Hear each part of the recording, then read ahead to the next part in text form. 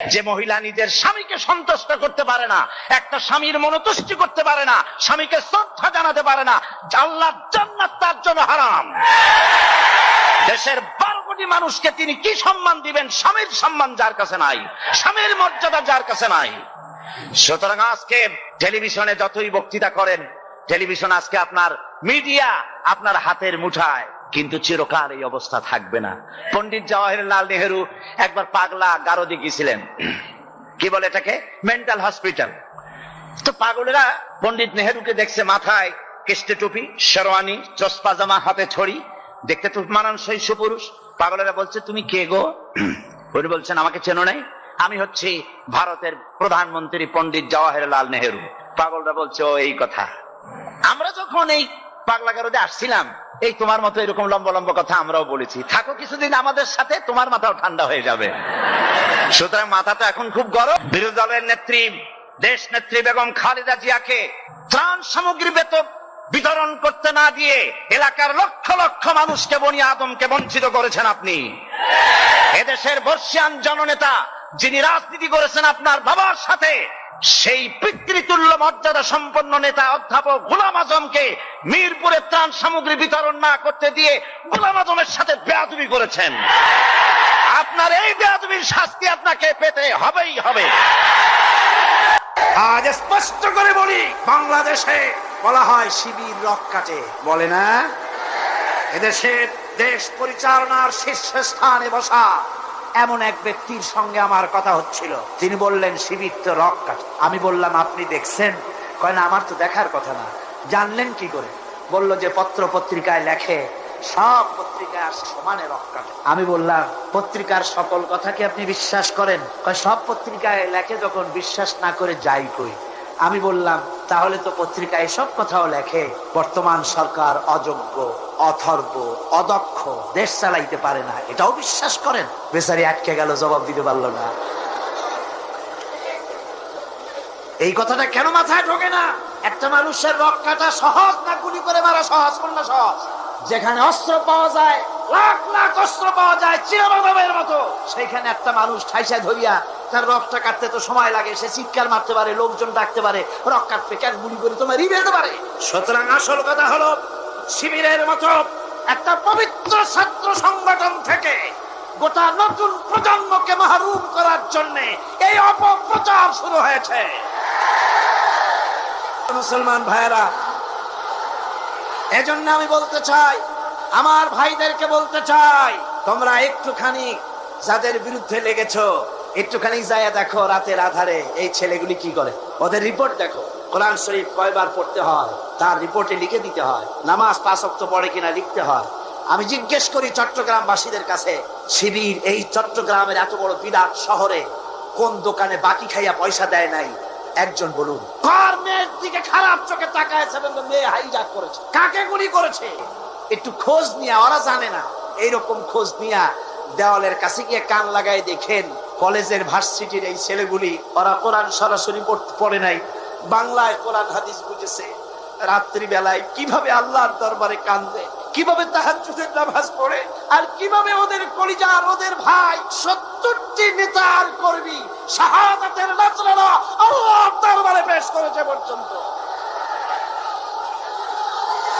আমি আজ এই বিশাল জনসমুদ্রের পক্ষ থেকে বলতে চাই, চট্টগ্রাম বিশ্ববিদ্যালয়ের বাইরে একটা ছেলেকে কে বা কারা মারলো, সেই জন্য বিশ্ববিদ্যালয় বন্ধ করে দেওয়া হলো। কতদিন কেউ জানেন না? 2 মাস। 14,000 ছাত্র ছাত্রীর ভবিষ্যৎকে অনিশ্চিত করে দেওয়া হলো। আমরা প্রতিটি হত্যার বিচার চাই, প্রতিটি হত্যার নিন্দা করি, কিন্তু কোন মন্ত্রীর কথা মতো বিশ্ববিদ্যালয় বন্ধ করে রাখা যাবে না। বিশ্ববিদ্যালয় কোন মন্ত্রীর শ্বশুর বাড়ির আবদার নয়, যৌতুক নয়।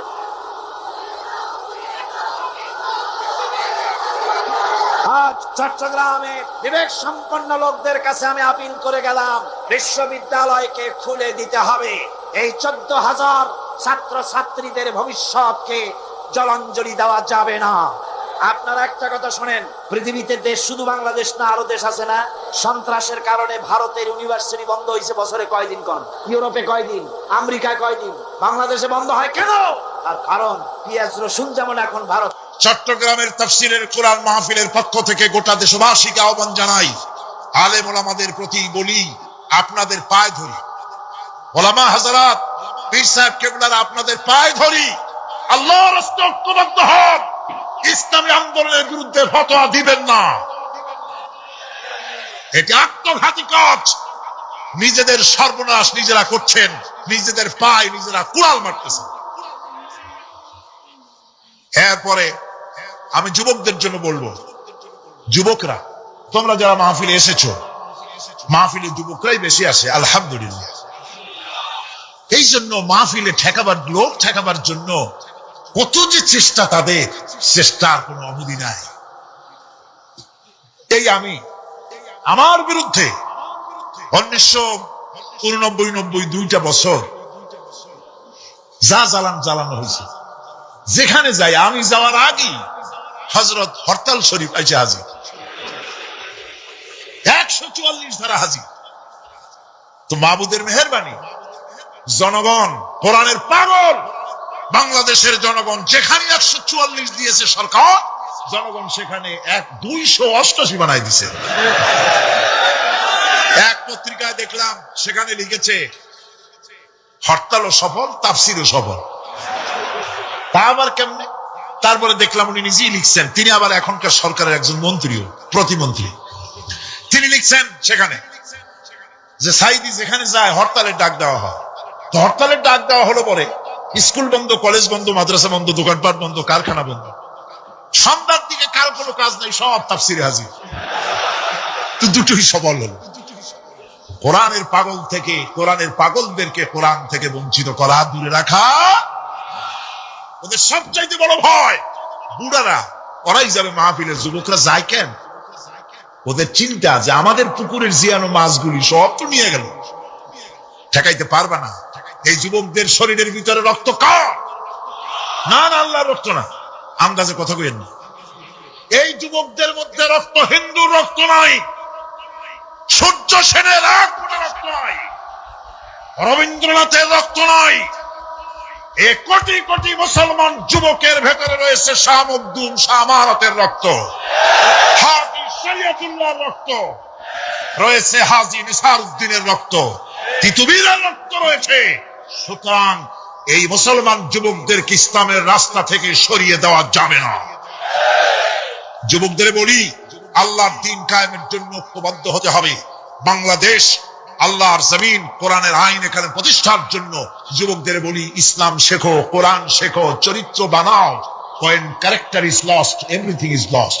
চরিত্রই যখন হারাবে, তখন তোমার কাছে হারাবার মতো আর কোনো জিনিস বাকি থাকবে না। চরিত্রকে বলবৎ রাখবে। চরিত্র হলো সবচাইতে, মানুষ হওয়ার জন্য চরিত্র শ্রেষ্ঠ জিনিস। এই চরিত্রকে তোমরা হেফাজত করবে, 5 ওয়াক্ত নামাজ পড়বে, ওয়াকুনু মা'আস সাদিকিন, সত্যবাদীদের সাথে থাকবে। যারা ইসলামের আন্দোলন করে তাদের সাথী হও, তাদের কর্মী হও। আল্লাহ রাব্বুল আলামিন তোমাদেরকে যুগের খালিদ বিন ওলীদ আল্লাহ বানাই দিবেন। আমি তো বিশ্বাস করি এই যুবকদের হাতে ইসলামের পতাকা উড়বে বাংলাদেশে ইনশাআল্লাহ।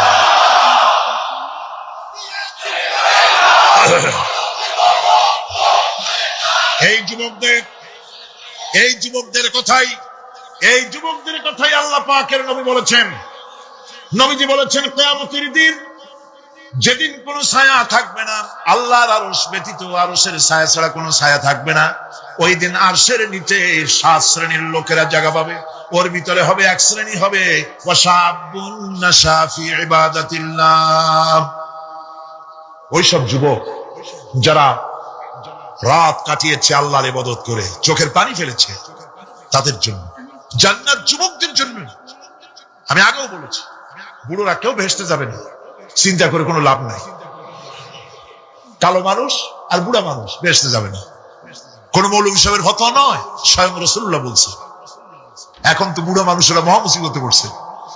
আমিও আপনাদের বলব, চিন্তার কারণ নাই। রাসূলুল্লাহ বলেছেন, বুড়া কালো মানুষ কান্দো না, কান্দার কোনো দরকার নাই। তুমি যখন বেহেশতে যাবে তুমি বুড়ো থাকবে না, আল্লাহ জওয়ান বানাই দিবেন। কালো মানুষ কালো থাকবে না, জান্নাতে যাওয়ার সময় আল্লাহ পাক পূর্ণিমার চাঁদের চাইতেও সুন্দর বানাই দিবেন। সুতরাং যুবকেরা, বেহেশত তোমাদের জন্য, এই বেহেশতের জন্য তৈরি হও, জান্নাতে যাওয়ার জন্য তৈরি হও। এই দুনিয়ার নারী বাড়ি গাড়ি তুচ্ছ আল্লাহর জান্নাতের সামনে। সাহাবায়ে কেরাম জীবন দিয়েছেন জান্নাতের আশায়। সেই জান্নাতের আশা, জাহান্নামের ভয় আর জান্নাতে যাওয়ার লোভ প্রত্যেকটি যুবকের রক্তের ফোঁটায় ফোঁটায় আল্লাহ ঢুকাই দিক। যুবতী মেয়েদেরকে বলবো, ছাত্রী যারা এসেছেন মহিলাদের মধ্যে, এদেশে ইসলামী ছাত্রী সংস্থা নামে একটি সংস্থা আছে। মেয়েদেরকে দ্বীন শিখায় তারা। যেখানে মেয়েরা তাদের সতীত্ব বজায় রাখতে পারে না, দ্বীন শিখতে পারে না, সেখানে কলেজে, বিশ্ববিদ্যালয়, হাই স্কুলে ইসলামী ছাত্রী সংস্থা একটা নিয়ামত। যেরকম আলহামদুলিল্লাহ। সব ভাইদেরকে আর মায়েদেরকে বলবো, আপনারা আপনাদের মেয়েদেরকে ছাত্রী সংস্থার সাথে দ্বীন শেখার জন্য, ঈমান শেখার জন্য, চরিত্র শেখার জন্য আপনি তাকে দিয়ে দেন। 1 বছর 6 মাস পরে ওই মেয়েকে দেখলে আপনার চোখ ঠান্ডা হয়ে যাবে। আলহামদুলিল্লাহ, দিনদার হবে, নামাজি হবে, পরেজগার।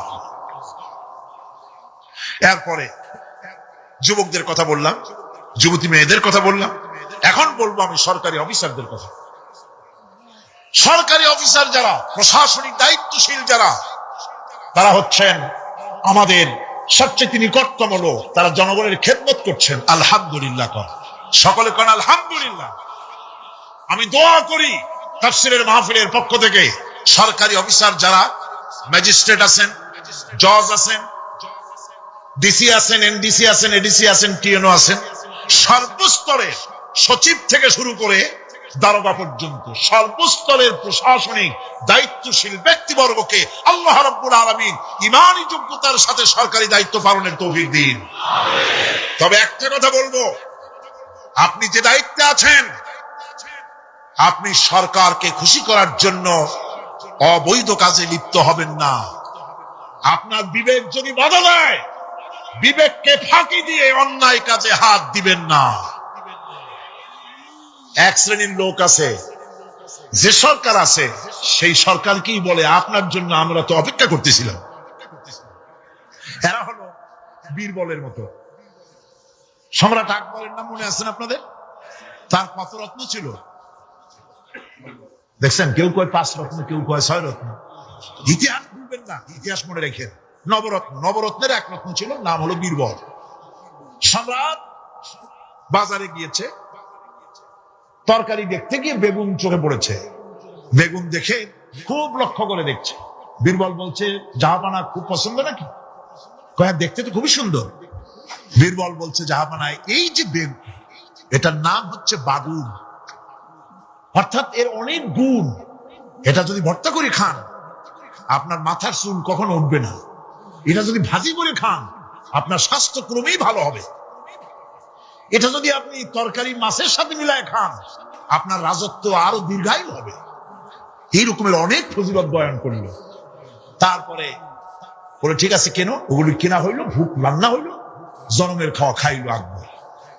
এখন বেগুন জন্মের খাওয়া খাইলে যা হয়, টয়লেট রিজার্ভ। মেজাজ খারাপ সম্রাটের। বীরবল এসে দেখে মেজাজ স্ট্রং হয়ে আছেন বাদশাহ। জাহাপানা কি হয়েছে? আরে বেটা, তুমি কি তরকারি ফজিলত বয়ান করলে? আমার তো পেটের ব্যথায় অস্থির। কয়, হুজুর এই একটা তরকারি নাকি? ওটার নাম তো বেগুন, ওর কোনো গুণই নাই। চাকরি, শিক্ষা, ব্যবসা, আপনাদের সবটা ইসলাম সংরক্ষণ করবে। অর্ধেক জনশক্তি নারী, আপনাদেরকে অবহেলা কেউ করতে পারবে না। রাসূলুল্লাহ করেন নাই, আল্লাহ করেন নাই। রাসূলের মসজিদে আল্লাহর নবী নিজে মহিলাদের জন্য জায়গা করে দিয়েছেন। আজও মসজিদে নববীতে বাবুন নিসা, মহিলাদের জন্য আলাদা দরওয়াজা রিজার্ভ রয়েছে। আলহামদুলিল্লাহ, আলহামদুলিল্লাহ। আমার মা বোনেরা, রাসূলুল্লাহ সাল্লাল্লাহু আলাইহি ওয়াসাল্লামের সব ছেলে মারা গেলেন, বেঁচে ছিলেন সব মেয়েরা। এমন একটা হাদিস খুঁজে পাওয়া যাবে না যে আল্লাহর নবী দোয়া করে বলেছিলেন, আল্লাহ ছেলে মরে গেল, আমার একটা ছেলে দাও। বলেন, মেয়েতেই সন্তুষ্ট ছিলেন। কোন আলহামদুলিল্লাহ। আমার হুজুর বলেছেন, বিদেশে যাবে, বাজারে যাবে, কিছু না কিছু উপহার সামগ্রী বাড়ি কিনে নিয়ে যেও, আর ঘরের মধ্যে ঢুকে প্রথমেই দিবে মেয়েকে দিয়ে দেওয়া শুরু করবা। সুবহানাল্লাহ কইতে ইচ্ছা করে না মেয়েরা? প্রথমে কারে দিবা? মনে রাখবেন আপনারাও, প্রথমে মেয়েকে দিবেন, প্রথমে মেয়েকে দিবেন, মেয়েকে যত্ন করবেন। অনেক কপাল পোড়া পুরুষ আছে, বারবার মেয়ে হয় দেখে মুখটা কালো হয়ে যায়, বউকে তালাক পর্যন্ত দেয়। এগুলি জাহিল। মেয়ে নিয়ামত, মেয়ে কি নিয়ামত। মেয়েদেরকে সম্মান করে, মেয়ে জাতিকে সম্মান করুন। পত্র পত্রিকায় দেখি স্কুল যখন ছুটি হবে, girls school, girls high school, girls college ছুটি হবে যখন, বা ক্লাস শুরু হবে যখন, রাস্তার পাশে এক শ্রেণীর বখাটে ছেলেরা গিয়ে দাঁড়ায় থাকে, শীষ দেয়, বাজে কথা বলে। আশ্চর্য কথা, তুমি কি তোমার এক মায়ের পেটে আসনি?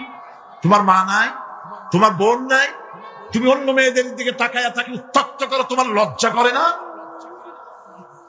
ইসলামী গভর্নমেন্ট যদি আসে, কারো বাবার ক্ষমতা নাই মেয়ে লোকের দিকে চোখ তুলে অন্যায় ভাবে তাকায়।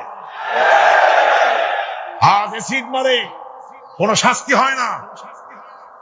ইসলামী গভর্নমেন্ট আসলে পরে এসিড মারা তো দূরের কথা, শীষ কেউ দিতে পারবে না, উত্তক্ত করতে পারবে না। মা বোনেরা, আপনাদের অস্তিত্বের জন্য, আপনাদের সতীত্বের জন্য, আপনাদের অধিকার প্রতিষ্ঠার জন্য ইসলামের চাইতে গ্যারান্টি আর কোথাও নাই। সবটা গ্যারান্টি কোথায় আছে? ইসলাম। সুতরাং সমস্ত পুরুষদের বলবো, নারী জাতিকে সম্মান করার জন্য। নারী জাতিকে আল্লাহ পাক সম্মান দিয়েছেন, রাসূল করিম সাল্লাল্লাহু আলাইহি ওয়াসাল্লাম সম্মান দিয়েছেন। আল্লাহর নবী বলেছেন, নবীজির কাছে প্রশ্ন হয়েছে, খেদমত করব কার? হুজুর বলেন, তোমার মায়ের। তারপরে কার? তোমার মায়ের। তারপরে কার? তোমার মায়ের। তারপরে কার? তোমার পিতার। আল্লাহর নবী মা বাপের চাইতে মায়ের মর্যাদা 3 গুণ বাড়াইয়া দিলেন। সে যে মাই হোক, আপন মা হোক আর সৎ মা হোক, মায়ের মামাই। মা যদি নামাজ না পড়ে, রোজা না রাখে, চরিত্র যদি খারাপ হয়, মাকে চোখ রাঙাইয়া কথা বলা যাবে না। সুবহানাল্লাহ কোন? চোখ রাঙায় কথা বলা যাবে না, ধমক দেওয়া যাবে না। Sensitive point. বুখারী শরীফের হাদিস, মা বাপ খুশি, আল্লাহ খুশি। মা বাপ নারাজ, আল্লাহ নারাজ। মা বাপকে অসন্তুষ্ট করে বেহেশতে যেতে পারবেন না। মা বাপকে খুশি করেন, মাকে সম্মান করুন, মহব্বত করুন। আল্লাহ শিখাই দিয়েছেন। মা বাপ এমন সেনসিটিভ পয়েন্ট যে ব্যবহারটা আল্লাহ শিখাইছেন। কে শিখাইছে? আল্লাহ রাব্বুল আলামিন বলেন, ওয়াকুল লাহুমা কাওলান কারীমা। মা বাপের সঙ্গে সম্মানজনক কথা বলো, খবরদার বেয়াদবি করবে না। আর মা বাপের জন্য, তাদের জন্য আমি আল্লাহ রাব্বুল আলামিনের কাছে দোয়া করো, রব্বিরহামহুমা কামা রাব্বায়ানি সগীরা। পড়েন সবাই, রব্বিরহামহুমা কামা রাব্বায়ানি সগীরা। আল্লাহ রাব্বুল আলামিন শিখায় দিলেন, বান্দারে তোর মা বাপের জন্য আমার কাছে দোয়া করায়। আল্লাহ, আমার মা বাপ যেমন ছোট্টবেলায় আমাকে স্নেহের কোলে লালন পালন করেছে, মাবুদ গো, আমার মা বাপকে তোমার রহমতের কোলে লালন পালন করো। আল্লাহ শিখাই দিচ্ছে। হাদিস শরীফে এসেছে, হুজুর বসে আছেন মসজিদে নববীতে, সাহাবায়ে কেরাম বসে। এক বৃদ্ধা মহিলা প্রবেশ করেছেন মসজিদে, হুজুর তাকে দেখে দাঁড়ায় গেলেন। মহিলা আসার পর নবীজি নিজের গায়ের চাদর বিছিয়ে দিলেন। মহিলা চলে যাওয়ার পর সাহাবায়ে কেরাম জিজ্ঞেস করলেন, হুজুর, একজন সাধারণ মেয়ে লোকের জন্য হুজুর নিজের চাদর বিছাইলেন, বুঝলাম না ফজিলত কি, চিনলাম না মেয়ে লোকটাকে। হুজুর বলেন, সাহাবীরা, চাদর তো ভালো, হক তো আদায় করতে পারি নাই, চিনতে পারো নাই, তোমরা বুঝতে পারো নাই। আমি দুনিয়া আসার পর আমার মায়ের দুধ আমার কিসমতে তেমন হয় নাই, আমি আমার মায়ের যত্ন তেমন পাই নাই, স্নেহ আদর তেমন পাই নাই। যার বুকের দুধ খাইয়া, যার কোলে কাখে চড়ে আমি বড় হয়েছি, ইনি আমার সেই দুধ মা হযরতে হালিমাতুস সাদিয়া। বন্ধুরা, মা যদি বেঁচে থাকে, রাত্রে বাড়ি গিয়ে পায়ে ধরুন, বলেন, মা অন্যায় করেছি, জীবনে বহু বেয়াদবি করেছি, আমার মাফ করে দাও। বিশ্বাস করুন, মা বাপের যদি খেদমত করেন, মা বাপ যদি রাজি থাকে, রিজকে, খাদ্যে, টাকায়, ইজ্জতে জীবনেও কষ্ট হবে না। মা বাপের খেদমত করুন, মা বাপকে ভালোবাসুন, শ্রদ্ধা করুন। আমার মায়ের, আমার বোনের, আপনারা যারা আসছেন, আপনারা আমাদের সম্মানের পাত্রী। ইসলাম আপনাদের কত অধিকার দিয়েছে প্রতি বছর বলেছি, আজ আর লম্বা কথা বলতে চাই না, শুধু বলি পর্দায় থাকুন, পর্দায় থাকুন, আপনার সম্মান আপনি রক্ষা করুন, পর্দায় চলাফেরা করুন, সন্তানদেরকে মানুষ করুন, তাদেরকে ইসলামী রাস্তায় চালান। মা বোনদের ব্যাপারে এই আরজ করছি, ঘরে ঘরে ইসলামের দুর্গ বানান, আপনার সন্তানদেরকে ইসলামের রাস্তায় আনেন, স্বামীকে নামাজি বানান, চরিত্রবান বানান, দিনদার বানান। এরপরে সব শেষে দেশের আইনজীবী, সাহিত্যিক, বুদ্ধিজীবী, সাংবাদিক, তাদের ব্যাপারে বলতে চাই, আপনারা জাতির বিবেক, আপনারা জাতির জন্য অনেক কিছু করতে পারেন। সাহিত্যিকরা, কবিরা, বুদ্ধিজীবীরা, সাংবাদিকরা অনেক অবদান রাখতে পারেন। আপনার একটা বেকায়দার খবর দেশের মধ্যে চাঞ্চল্যের সৃষ্টি করে দিতে পারে, আবার একটা ভালো খবর দেশের মধ্যে আমন আমান পয়দা করে দিতে পারে। ঠিক কিনা? ঠিক কিনা? সুতরাং সাংবাদিক বৃন্দ, আপনারা সম্মানের পাত্র, আপনারা নিজেদের সম্মানকে রক্ষা করে চলবেন, হলুদ সাংবাদিকতার পেছনে দৌড়াবেন না। প্রত্যেকটি কথা এবং কাজের জন্য আল্লাহর কাছে জবাবদিহি করতে হবে, এ কথা যেন সাংবাদিকদের মনে থাকে। আল্লাহকে ভয় করুন, আল্লাহকে ভয় করুন, আল্লাহকে ভয় করে সাংবাদিকতার মহান পেশায় নিয়োজিত থাকুন। হক কথা লিখবেন, জীবনের বিনিময় হক কথা বলবেনই, অন্যায়কে প্রশ্রয় দিবেন না, সত্যকে ঢেকে রাখবেন না, তাহলে কিয়ামতে আল্লাহর কাছে জবাবদিহি করতে হবে। আইনজীবী, বুদ্ধিজীবী, সম্মানের পাত্র আপনারা, আপনারা দেশের জন্য, জাতির জন্য, কল্যাণ জন্য কিছু রেখে যাওয়ার জন্য চেষ্টা করুন। সব শেষ কথা সেটা হলে এই পৃথিবীর কাছে আমরা অনেক ঋণী, এই পৃথিবীর কাছেও আমরা অনেক ঋণী।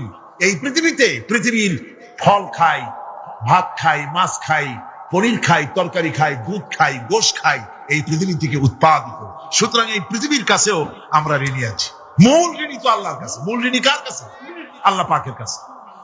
তবে পৃথিবীর কাছে একটু ঋণী আমরা আছি, সেই ঋণ পরিশোধ করতে হবে। সেই ঋণটা কিভাবে পরিশোধ করবেন? সেই ঋণটা পরিশোধের একটাই পথ, আপনার চাইতে আপনি একজন ভালো নাগরিক আপনার সন্তানদের মধ্য থেকে তৈরি করে যান। একজন দিনদার, ইমানদার মুসলমান সন্তান, সন্ততি, ছেলে মেয়ে তৈরি করে যান, তাদেরকে দিনদার বানান, নামাজি বানান, চরিত্রবান বানান। আল্লাহ পাক যেন সকলকে তৌফিক দেন। শেষে একটা ওয়াদা করতে চাই, আপনাদের কাছে একটা দাবি করতে চাই। আমার দাবি তো আপনারা মনে হয় ফেলবেন না, ফেলবেন নাকি? আপনাদের জানা আছে অযৌক্তিক দাবি আমি করব। সে দাবিটা হচ্ছে, বহুত মুসলমান আছে শবে বরাতে সারা রাত জাগে কিন্তু ফজরের নামাজ পড়ে না। আছে কিনা? আজকের মাহফিলে দোয়া কবুল হবে আশা করে অনেক বেনামাজিও আসছেন, নামাজ পড়েন না। 5 ওয়াক্ত নামাজকে সঠিকভাবে করতে হবে, রাজি আছেন? নামাজের ব্যাপারে গত বছর প্রায় 2 ঘন্টা ওয়াজ করেছিলাম, মনে আছে না? মনে না থাকলে ক্যাসেট আবার কিনে নেবেন, আবার কিনবেন, আবার শুনবেন। যেহেতু আমি কথা নিজের থেকে বলি না, কোরআনে কারীম থেকে বলার চেষ্টা করি। আমি আজকে ওয়াদা চাই, মুনাজাতের আগে জীবনে কোনোদিন ফরজ নামাজ, ফরজ রোজা, শরীয়তের ওজর ছাড়া ছাড়বো না। ওয়াদা করতে পারবেন? 2 হাত উঁচু করেন। মা বোনেরা আপনারাও আপনাদের পর্দার ভিতরে হাত উঁচু করে বলেন, ইয়া আল্লাহ। সকলে বলতে হবে, ইয়া আল্লাহ, তোমার নামে কসম করছি, যতদিন আমার মাথার কাছে মালাকুল মউত না আসতেছে, ততদিন পর্যন্ত ফরজ নামাজ, ফরজ রোজা, শরীয়তের ওজর ছাড়া ছেড়ে দেব না। ইয়া আল্লাহ, আমার এই শপথ মৃত্যু পর্যন্ত পালন করার তৌফিক আমাকে দান করো। আমিন ইয়া রাব্বাল আলামিন। আমরা শুরু করছি সূরা ফাতিহা। অভিনন্দন পত্র দিচ্ছি, কারে দিচ্ছি? আল্লাহ পাককে দিচ্ছি। সেখানেও ভাষা দিয়ে রব্বুল আলামিন বলেন, প্রশংসা করো, আলহামদুলিল্লাহি রাব্বিল আলামিন। সমস্ত প্রশংসা আল্লাহ পাকের, যিনি হচ্ছেন রব, যিনি কি? রব। এখন এই রব শব্দের বাংলা অর্থ করা হয় প্রভু, লালনকারী, প্রতিপালনকারী, কিন্তু এই অর্থ যথেষ্ট নয়। কোরআনে কারিমে যে রব বলা হয়েছে তার অর্থ হচ্ছে, তার অর্থ ব্যাপক, অনেক বিশাল এর অর্থ। হযরত মুসা আলাইহিস সালাম বলেন ফেরাউনের, ফেরাউনের ভয় দেখায় লাভ নাই। আমি আল্লাহ পাকের পয়গম্বর হযরতে মূসা আলাইহিস সালাম, ফেরাউনের দলবল আছে, লোক লস্কর আছে, তার অস্ত্রের অভাব নাই। আল্লাহ রাব্বুল আলামিন মূসা আলাইহিস সালামের কাছে একটা অস্ত্র দিছিলেন কিনা? আল্লাহ পাক হযরত মূসা কি বলেছেন? ওয়া মা তিলকা বিয়ামিনিকা ইয়া মূসা। মূসা রে, তোমার হাতে ওটা কি? মূসা আলাইহিস সালাম বললেন এটা লাঠি। আল্লাহ পাক বললেন ফেলে দাও লাঠি। লাঠি ফালায় দিলেন, কি হয়ে গেল? হিয়া হাইয়াতুন তাসআ, লাঠি হয়ে গেল। এখন লাঠি পড়ে সাপ হয়ে গেল। সাপ দেখে নবী বলি হোক, সাবি হোক আর আলেম হোক, সাপ দেখলে ভয় করে না মানুষের? মূসা আলাইহিস সালাম ভয় পেয়েছে। আল্লাহ রাব্বুল আলামিন হযরত মূসাকে শোনায় দিলেন, খুযহা ওয়া লা তাখাফ সানুঈদুহা সিরাতাহাল উলা। লা তাখাফ, ভয় পেও না। আল্লাহ বলছেন ধরো, ভয় পেও না। ধরার সঙ্গে সঙ্গে স্বাভাবিক অবস্থায় ফিরে আসবে, আবার লাঠি হয়ে যাবে। এখন আল্লাহ বলছেন ধরো। মূসা আলাইহিস সালাম কি ভয় পাওয়া উচিত হবে? উচিত হবে। মূসা আলাইহিস সালাম কি ভয় পাইছিলেন? কারণ হচ্ছে এই দুশমনের শক্তিটা খুব বড়ই দেখা যায়, মনে হয় যেন অনেক বড় কি জানি কি। আল্লাহ পাক বলছেন ইন্না কাইদা শায়তানে কানা দাঈফা। শয়তানের চক্রান্ত যতই তুমি মনে করো অনেক ষড়যন্ত্রের জাল বিস্তার হয়ে আছে, আল্লাহ কয় কিছুই না, দাঈফা, অত্যন্ত দুর্বল। আল্লাহ পাক বললেন ধরো। মূসা আলাইহিস সালাম সাপ ধরলেন, সঙ্গে সঙ্গে লাঠি হয়ে গেল। ফিরআউন বরদাস্ত করলো না, রাষ্ট্র শক্তির পক্ষ থেকে আক্রমণ শুরু হলো। অপরাধ কি? মূসা আলাইহিস সালামের অপরাধ কি? কি অপরাধ? মাশাআল্লাহ মাজিদ ফাআলুন লিমা ইউরিদ।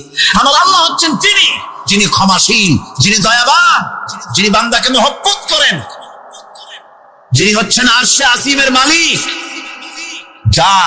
তিনি হচ্ছেন সেই মহান সত্তা যিনি যা খুশি তাই করতেছেন। সুতরাং আল্লাহ হচ্ছেন এমন এক লফজ, এমন এক নাম, এমন এক ইসমে জাত যার কোনো বিকল্প নাই, যা অনুবাদ করে আল্লাহকে স্রষ্টা বললে এটা সারবে না, সৃষ্টিকর্তা বললে সারবে না।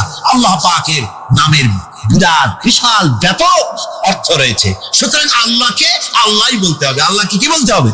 আল্লাহ আল্লাহ আল্লাহ। কত মজাই নামে, সুবহানাল্লাহ ওয়া বিহামদিহি, কত মজাই নামে। আল্লাহ রাব্বুল আলামিন বলেন, আমরা শুরু করছি সূরা ফাতিহা। অভিনন্দন পত্র দিচ্ছি, কারে দিচ্ছি? আল্লাহ পাককে দিচ্ছি। সেখানেও ভাষা দিয়ে রব্বুল আলামিন বলেন প্রশংসা করো, আলহামদুলিল্লাহি রাব্বিল আলামিন। সমস্ত প্রশংসা আল্লাহ পাকের, যিনি হচ্ছেন রব। যিনি কি? রব। এখন এই রব শব্দের বাংলা অর্থ করা হয় প্রভু, লালনকারী, প্রতিপালনকারী, কিন্তু এই অর্থ যথেষ্ট নয়। কোরআনে কারিমে যে রব বলা হয়েছে তার অর্থ হচ্ছে, তার অর্থ ব্যাপক, অনেক বিশাল এর অর্থ। এ রব কাকে বলে? এই রব শব্দের বাংলা অর্থ করা হয় প্রভু, লালনকারী, প্রতিপালনকারী, কিন্তু এই অর্থ যথেষ্ট নয়। কোরআনে কারিমে যে রব বলা হয়েছে তার অর্থ হচ্ছে, তার অর্থ ব্যাপক, অনেক বিশাল এর অর্থ। এ রব কাকে বলে? আমি রবের সমস্ত ব্যাখ্যা করতে পারবো না, তবে অল্প কথায় এমন ভাবে বলতে চেষ্টা করব যাতে করে আপনাদের বুঝে আসবে ইনশাআল্লাহ। আমরা বলি ইনশাআল্লাহ।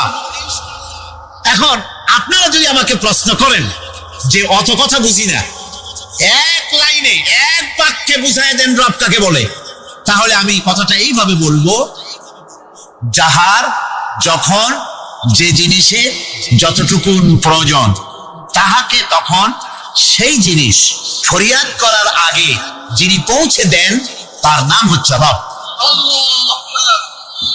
এ রব হচ্ছে তার মধ্যে রুবুবিয়তের সম্পূর্ণ কোয়ালিটিতে ভর্তি। আল্লাহ পাকের মধ্যে রুবুবিয়তের কোয়ালিটি। রব শুধু সৃষ্টি করেই ছেড়ে দেন না, প্রতিপালন করেন, পূর্ণতায় পৌঁছে দেন। সুবহানাল্লাহ বলতে ইচ্ছে করে না ভাইরা? দেখেন আল্লাহ রাব্বুল আলামিন এমন রব, বাংলাদেশের কুকুর আর আমেরিকা ইউরোপের শীত প্রধান দেশের কুকুর একরকম নয়। আমাদের দেশের পশু ইউরোপ আমেরিকা শীত প্রধান দেশের পশু একরকম নয়। তার কারণ হলো আমাদের দেশে শীত কম, নাতিশীতোষ্ণ অঞ্চলের মধ্যে খানিকটা পড়ে যায়। এখানে পশুদের গায়ে কম পশম থাকলে কোনো অসুবিধা নাই। ভেড়া, ঘোড়া, কুকুর, বন্য প্রাণীকে কেউ তো কম্বল দেয় না, ল্যাব দেয় না, রাজাই দেয় না, খাতা দেয় না, চাদর দেয় না। আল্লাহ রাব্বুল আলামিন তিনি এমন রব, শীত প্রধান দেশের পশুদের গায়ে পশম দিয়া চিরস্থায়ী কম্বল জড়ায় দিয়েছেন। এরা হচ্ছে রব। প্রতিপালনের পদ্ধতি কি সুন্দর করে তিনি প্রতিপালন করছেন, কি সুন্দর করে তিনি পশু পক্ষীগুলিকে তাদের আহার জোগাড় করছেন, প্রতিপালন করছেন। তিনি রব, মানুষকে সৃষ্টি করেছেন, আমাদেরকে সৃষ্টি করেছেন, সব প্রয়োজন মিটাইছেন, সকল প্রয়োজন মিটিয়েছেন, একটা জিনিস বাদ রাখেন। আমাদের মুখে দাঁতের দরকার ছিল, মায়ের পেট থেকে দাঁত নিয়ে আসিনি। মায়ের পেট থেকে আসার পরে আমাদের খাবারের দরকার ছিল। লক্ষ্য করেন রব কারে বলে, লক্ষ্য করুন। মায়ের পেটের মধ্যে যখন ছিলাম ওখানে কোনো রোগের জীবাণু ঢুকতে পারে নাই। ফি করারিন মাকিন, একটি সুরক্ষিত জায়গায় আল্লাহ রাব্বুল আলামিন বাচ্চাকে রেখেছেন, যেখানে কোনো সর্দি হবে না, জ্বর হবে না, সর্দি হবে না, ব্রঙ্কাইটিস হবে না, ডায়াবেটিস হবে না, প্রেসার হবে না। মায়ের পেটের মধ্যে বাচ্চাকে এমন জায়গায় আল্লাহ যত্ন করে রেখেছেন।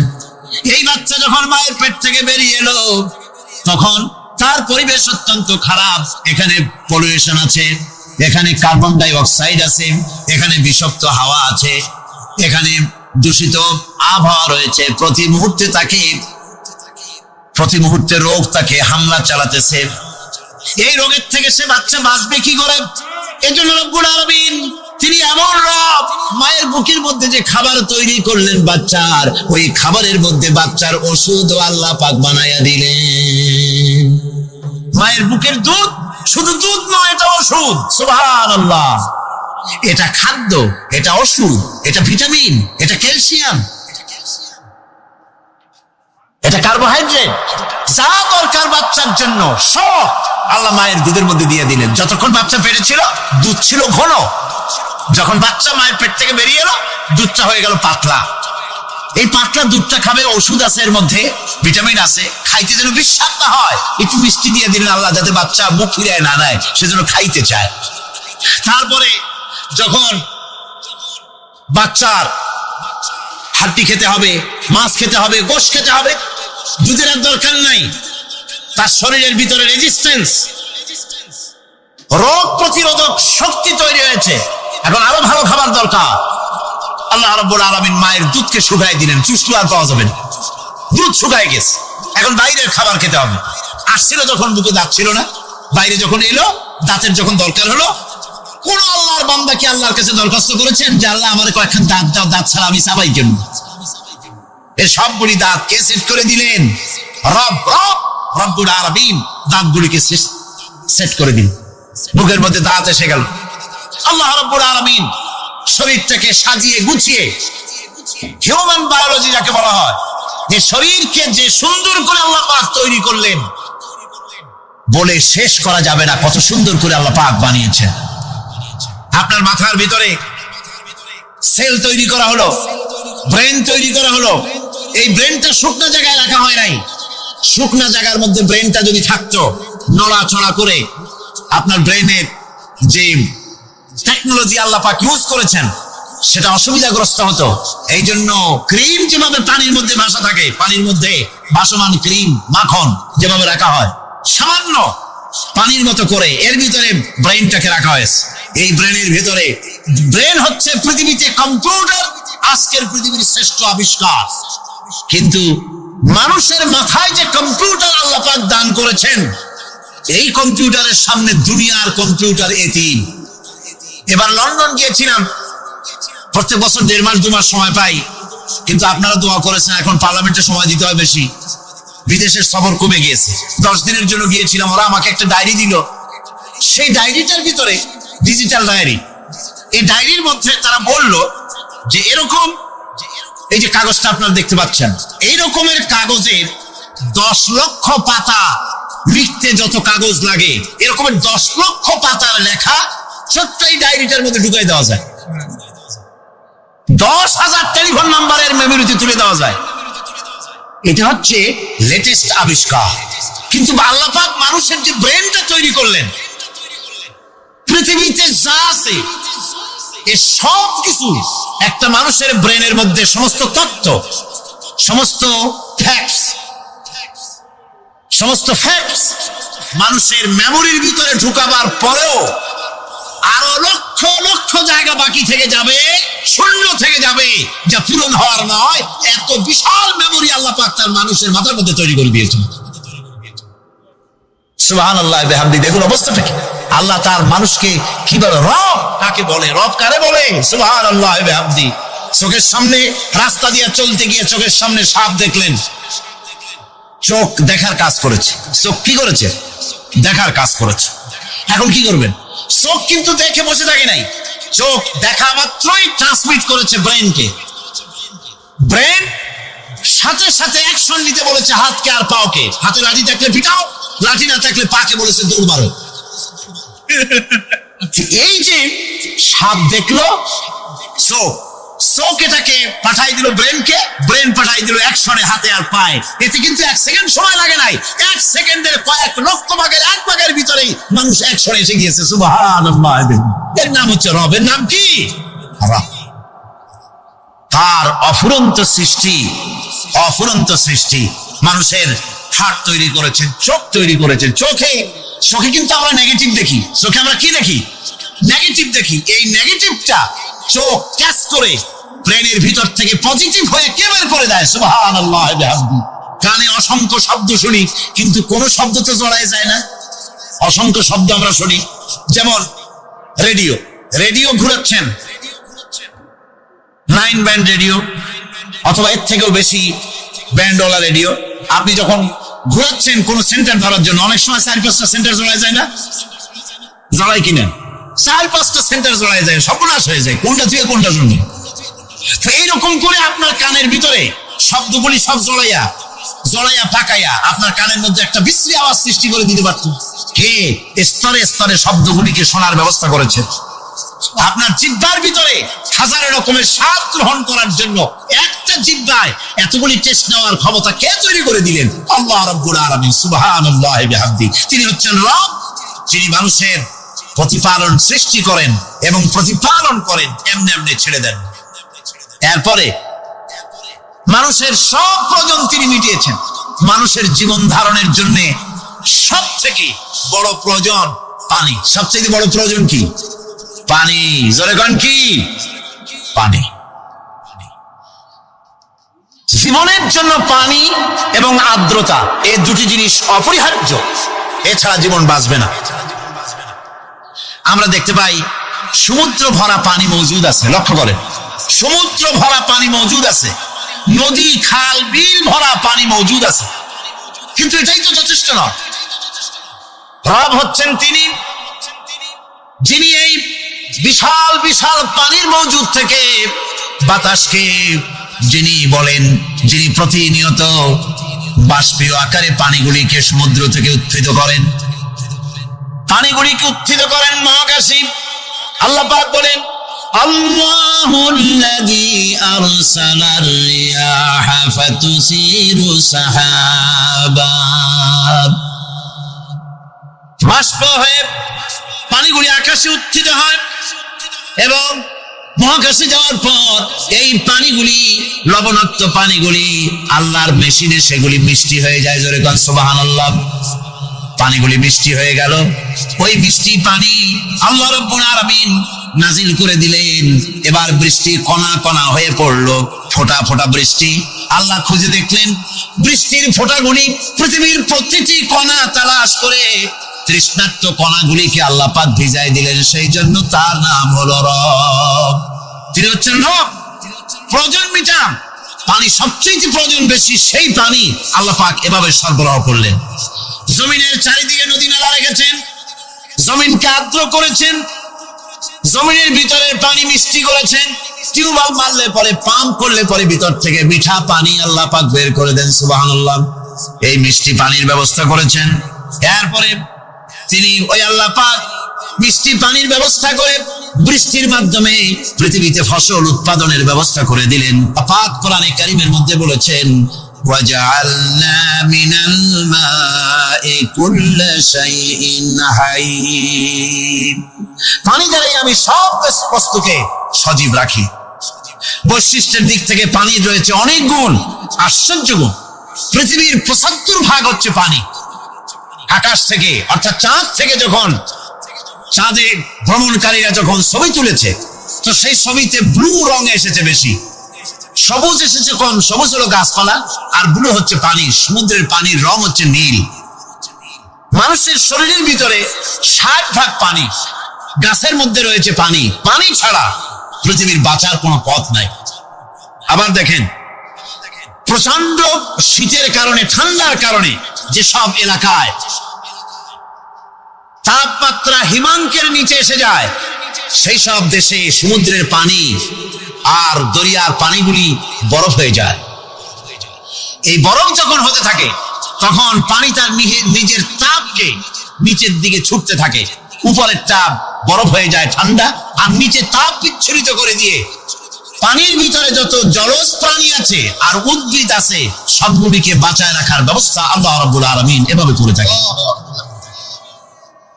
এবার আল্লাহ রাব্বুল আলামিন বলছেন, এই পানি ছাড়া মানুষ বাঁচে না, প্রাণী বাঁচে না। পানি এমন এক জিনিস, এমন এক নিয়ামত আমি দান করলাম। আল্লাহ পাক বলেন, কুল আরাআইতুম ইন আসবাহা মাউকুম গাওরান ফামান ইয়াতিকুম বিমাইন মাইন। বলো দেখি, সবে শুকাইয়া যদি যায় এই জমিনের পানি, তাহলে হেথায় তটনির ধারা কে দিবে সবারে আনি। এই পৃথিবীর নদী নালা খালবিল জমিনের আভ্যন্তরীণ দিকে পানিগুলি যদি আমি আল্লাহ রাব্বুল আলামিন শুকায় দেই, তাহলে আমি আল্লাহ ছাড়া এমন কে আছে যে নতুন করে আবার পানির আমদানি করে দিতে পারে? আছে কেউ? আজ পানির শূন্যতা আমাদের দেশে দেখা যাচ্ছে। এর জন্য আমি দান করে দেই। খাদ্যের দিকে নজর করতে এই জন্য আল্লাহ পাক বলেছেন, মানুষ চতুর্দিক থেকে তো চোখ ফিরাতে পারে, মুখ ফিরাতে পারে, কিন্তু খাদ্যের দিকে তার নজর করতেই হয়। সকালে, দুপুরে, বিকেলে, রাত্রে সব সময় তার সামনে খাবার আছে। আল্লাহ পাক বলেন, খাবারের দিকে একটু নজর করো, কেমন ভাবে কি সুন্দর করে খাবারগুলি তৈরি করে দিয়েছি। শুরু কিভাবে হলো, পরিপক্ক কিভাবে হলো, সেদিকে তোমরা লক্ষ্য করো। সে লক্ষ্য তো করা নাই, সমানে খায়, বিসমিল্লাহ বলেন, আলহামদুলিল্লাহ বলেন, পাইকারি দরে খাইতেই থাকে। আল্লাহ পাক বলছেন, খাদ্যাদির দিকে লক্ষ্য করো। এই যে চাউল তোমরা খাচ্ছ, আটা খাচ্ছ, গম খাচ্ছ, মাছ খাচ্ছ, গোশ খাচ্ছ, তাম পৃথিবীর সমস্ত বিজ্ঞানী একত্রিত হয়ে একটা চাউল বানাইতে পারবে? জোরে কোন পারবে?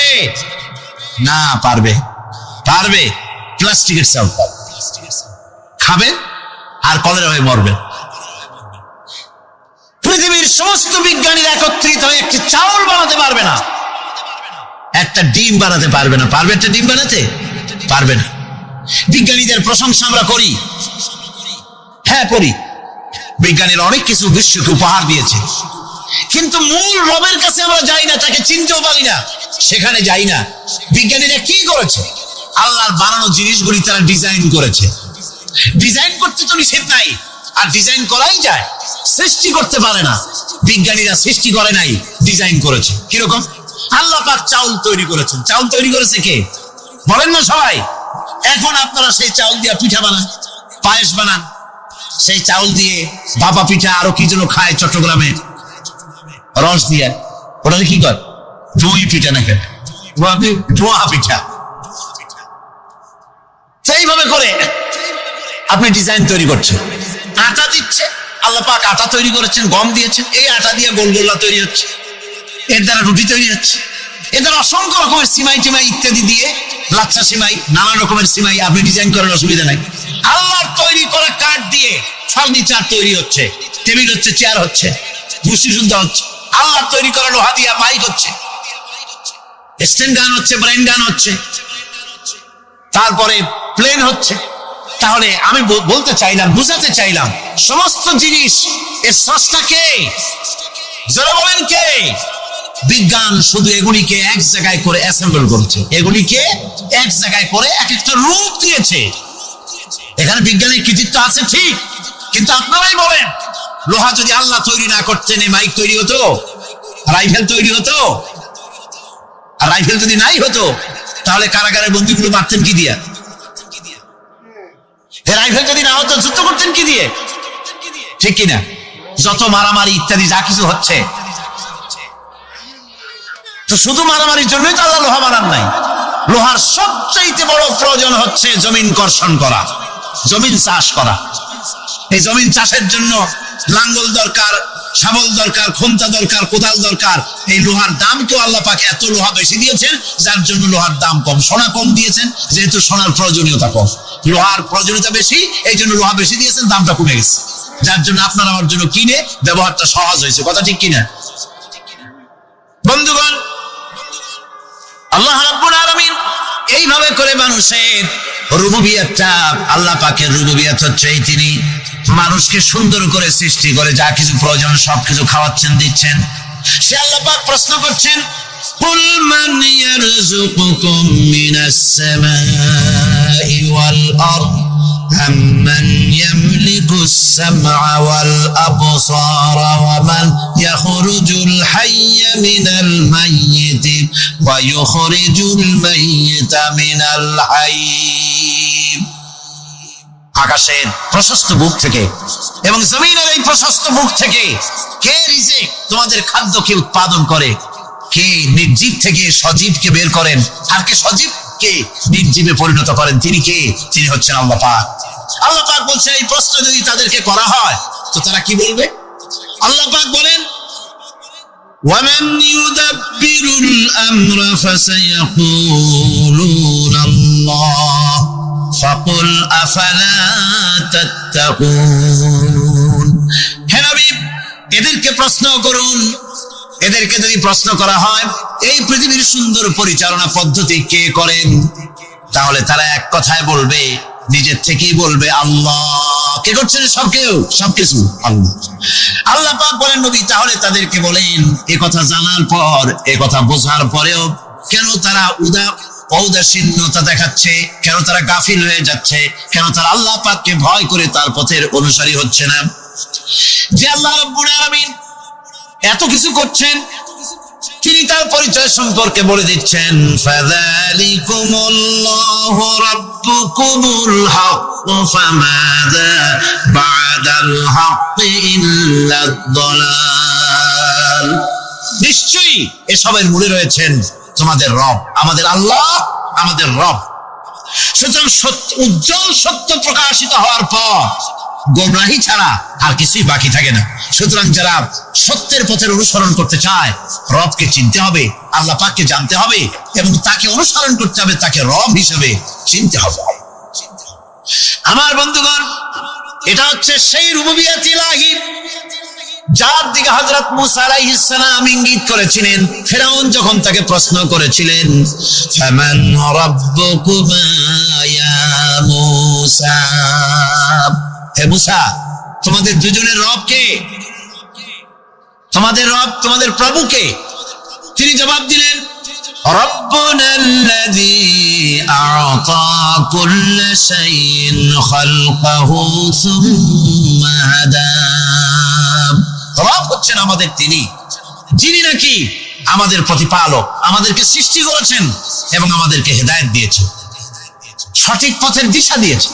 এখানে হেদায়েত হচ্ছে, এখানে হেদায়েত শব্দের অর্থ হচ্ছে সৃষ্টি শুধু করেন নাই, তাকে চলার, তার খাদ্য অনুসন্ধানের, তাকে বেঁচে থাকার সবকিছুর উপকরণ, এর কমন সেন্স, এর সাধারণ জ্ঞান আল্লাহ পাক তার সাথে দিয়েছেন। তিনি হচ্ছেন রব। আচ্ছা, একটা দৃষ্টান্ত দেই। এই হেদায়েতটা কি? এই হেদায়েতটা হচ্ছে, আপনাদের বাড়িতে যদি কারো বিড়াল থাকে, বিড়াল, বিড়াল বোঝেন তো না? কি বলে এটা? বিড়াল, বিলাই নাকি বলে? বিড়াল। এই বিড়াল যদি আপনাদের কারো বাড়িতে থাকে, তো বিড়ালের প্রসবকালীন অবস্থা দেখবেন, বিড়ালের প্রসব হবে, বাচ্চা দেবে। বিড়াল তখন ঘরের মধ্যে পেরেশান হয়ে ঘুরতে থাকে, একটা নিরাপদ জায়গা খোঁজে, একটা নিরাপদ জায়গা খোঁজে।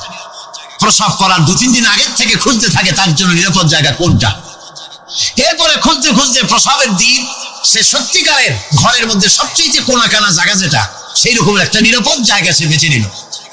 এরপরে বাচ্চা হলো। বাচ্চা হওয়ার পর এই বাচ্চার উপরে কেউ যেন আক্রমণ না করে, শত্রু যেন তার জায়গাটিতে না আসে, এই জন্য বাচ্চাটার তো হাত দিয়ে মায়ের মতো করে নিতে পারে না, সে আস্তে করে ঘাটটা কামড়ায় ধরে যাতে করে বাচ্চা ব্যথা না পায়। ওইভাবে করে ঘাট কামড়ায় ধরে, আজকে এই সিঁড়ির নিচে, কালকে ওই খাটের নিচে, পরশুদিন এই আলমারির কোনায়, এইভাবে বাচ্চাগুলি সরায় সরায় রেখে বাচ্চাকে প্রতিপালন করে। এই বিড়াল নেই হেদায়েত দিলটা কি? যিনি দিলেন তার নাম রব। ইনি হচ্ছেন রব্বুল আলামিন। সন্তান প্রতিপালনের ব্যবস্থা শুধু দুনিয়ার মানুষকেই দেন নাই, প্রাণী জগৎকেও দিয়েছেন। সুবহানাল্লাহ। বলেন বলেন, মুরগির বাচ্চা হলো, ডিমের থেকে বাচ্চা বেরোলো, এই বাচ্চাগুলি হয়েছে গতকাল। আজকে বাচ্চাগুলি আদার খাচ্ছে মায়ের সাথে, হঠাৎ করে একটা চিল এলো আর ওর মা একটা সিগন্যাল মারলো, সাথে সাথে বাচ্চাগুলি দৌড়াইয়া এমন পলান দিল, আপনি তো ভালো একাদশীর বাপেও তালাশ করে পাবে না যে মুরগির বাচ্চা ফলাইল। এখন ওই বাচ্চাটিকে এই সিগন্যাল সম্পর্কে কে অবহিত করলো যে এরকম একটা আওয়াজ শুনলে এটা ভীতির আওয়াজ, এটা সাইরেন, এটা বিপদ সংকেত, এটা ডেঞ্জার সিগন্যাল, এটা শুনলে দেখলে তাড়াতাড়ি করে আত্মগোপন করবা। কে শিখাইলো? কে শিখাইলো? আল্লাহ পাক শিখাইছেন। এখন এক শ্রেণীর বুদ্ধিজীবী তারা আবার উল্টা কথা কয়। তারা বলে কি? তারা বলে যে মুরগি বাচ্চা, এই বাচ্চা যে দৌড় মারলো, এখানে আল্লাহ এইসব কিছু নাই, নাউযুবিল্লাহি মিন যালিক। তো এখানে কি আছে? কয় যে এখানে বিষয়টা হলো এই যে এই মুরগি আর মোরগ, ওর বাপ মা, এই দুজনের মধ্যে আছে চিলের ভয়, আছে শিয়ালের ভয়। ওই ভয় ওদের মধ্যে ছিল, এই মা বাপের ক্রসের মাধ্যমে বাচ্চা আসছে, কাজে ওই ভয়, বাপের যদি কোনো রোগ থাকে, মায়ের রোগ থাকে, তো এগুলি তো বাচ্চার মধ্যেও ঢোকে। তো ভয় হোক, সুখ হোক, দুঃখ হোক, এই অনুভূতি স্বাভাবিক প্রক্রিয়ার মাধ্যমে বাচ্চার মধ্যে ঢুকছে, আর সিল দেখে আওয়াজ শুনে সে আত্মগোপন করেছে।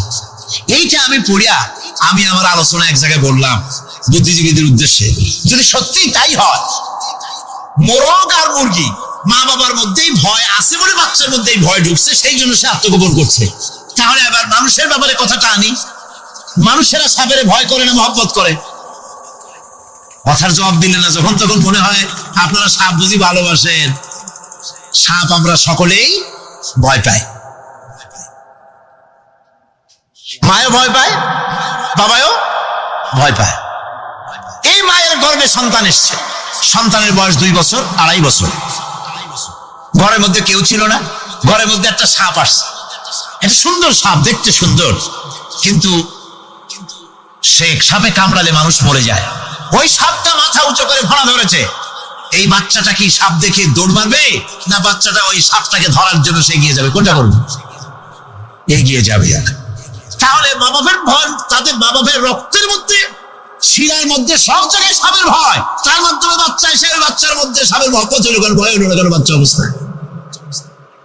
সুবহানাল্লাহ।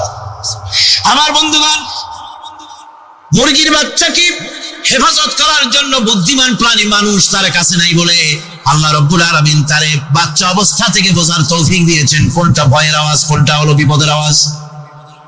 মানব সন্তানের প্রতিপালন করার জন্য তার মার বাবা আছে বলে ওই রকম করে পশুদের মতো আল্লাহ বানান নাই, তাকে হেফাজত করার জন্য মা বাপ আছে বলে এই দায়িত্ব আল্লাহ পাক মা বাপের উপরে ছেড়ে দিয়েছেন।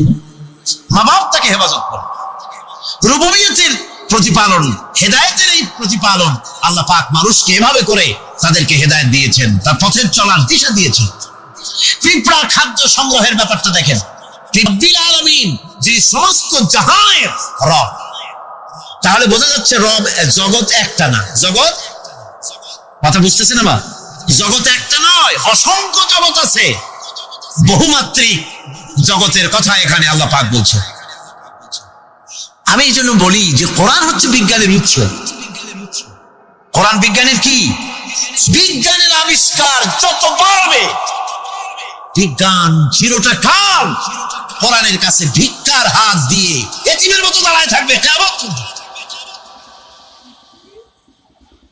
আজ পৃথিবীর বিজ্ঞানীরা বলছে জগৎ সম্পর্কে, আমরা মনে করছি পৃথিবীটাকে, আমাদের কাছে জগৎ দুইটা। কয়টা জগৎ? একটা জগৎ হলো এইটা, ইহ জগৎ আর পরজগৎ, এছাড়া আর কিছু জানি না। এই দুইটাই জগৎ আমাদের কাছে। এখন দেখেন বিজ্ঞানীরা কি বলছে। বিজ্ঞানীরা বলছেন সৌরজগতে শুধু আমাদের সৌরজগৎটাই শেষ না, অসংখ্য সৌরজগৎ আছে মহাশূন্যে, অসংখ্য সৌরজগৎ। পৃথিবীর প্রতি 4 বিলিয়ন মানুষ যদি এক একটা সৌরজগৎ দখল করে, তাতেও সৌরজগৎ শেষ হবে না। আরো সহস্র সহস্র বিলিয়ন বিলিয়ন সৌরজগৎ আরো ফাঁকা পড়ে থাকবে। এত সৌরজগৎ আল্লাহ সৃষ্টি করেছেন। এই মহাশূন্যে বহুমাত্রিক জগতের কথা আল্লাহ পাক এখানে বলেছেন। এই পৃথিবী একটা জগৎ, এই মাটির তলে আছে আর এক জগৎ, সমুদ্রের ভিতরে আছে পানির তলার আর এক জগৎ।